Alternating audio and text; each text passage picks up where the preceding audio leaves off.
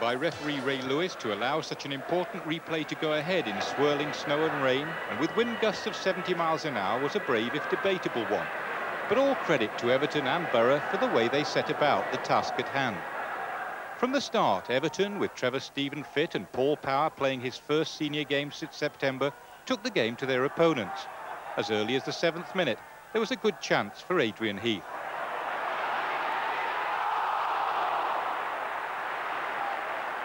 Perhaps Heath should have done better, but you really have to appreciate how difficult it was for both defenders and attackers to judge the flight of the ball. With a gale at their backs in the first half, Everton were rarely doing anything other than attack. And although they used the conditions to their advantage, it wasn't all kick and rush. There was a lot of quality football on view as well, although Graham Sharp seemed to share Heath's anxiety in front of goal. It didn't take him long to make amends. 1 minute later, Borough, who were trying to keep the ball on the ground and play it to feet, overdid it slightly and were made to pay. They lost possession and Peter Reid delivered the killer pass to Sharp.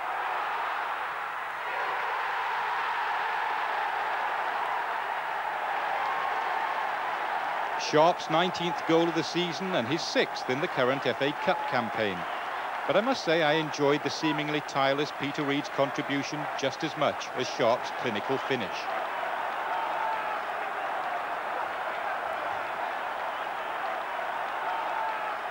But with 62 minutes gone and after Borough had again survived, the tie suddenly turned yet again.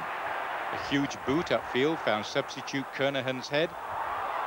Paul Kerr then took on Gary Stevens quite brilliantly, and Stuart Ripley finished the job.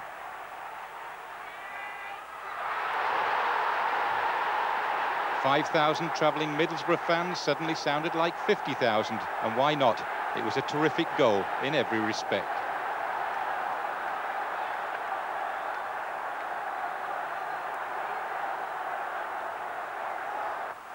Time was running out fast by now, but Everton kept their cool and built attacks patiently.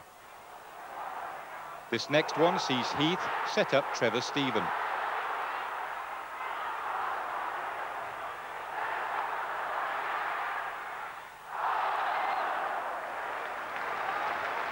A good save from Stephen Pears, which came 12 minutes from the end.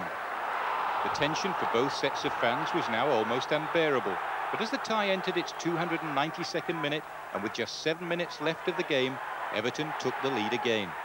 Middlesbrough lost possession, and Everton surged forward. Trevor Steven then ran at opponents as he had all night, found Gary Stevens in support, and the fullback's fiercely delivered low cross flew off Tony Mowbray's boot into his own net. The Borough skipper fell to the ground in anguish, totally understandable when you remember that it was his header in the dying seconds that took the first replay at Ayresome Park into extra time.